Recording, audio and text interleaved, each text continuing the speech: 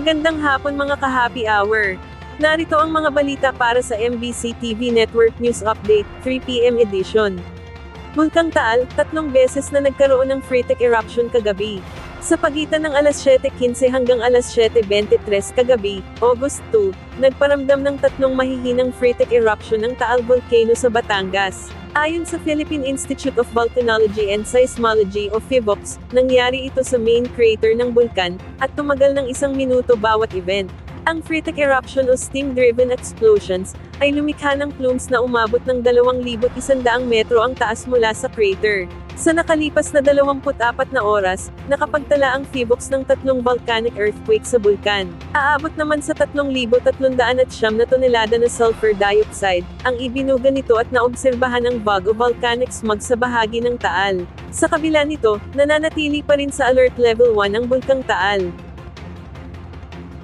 Samantala, sa Metro Manila ngayon, bahagi ng Oranbo Drive, pansamantalang isasarado ngayong weekend.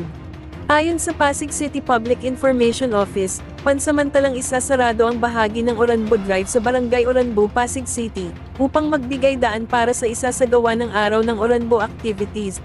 Ito ay matatagal na pagsasara ng Oranbo Drive simula bukas, August 4, 10, 11, 18, 24 at 25, sa ganap na alas 6 ng umaga.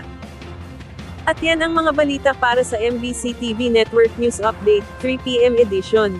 Abangan ang mga susunod na balitaan mamaya, para sa 4 PM edition.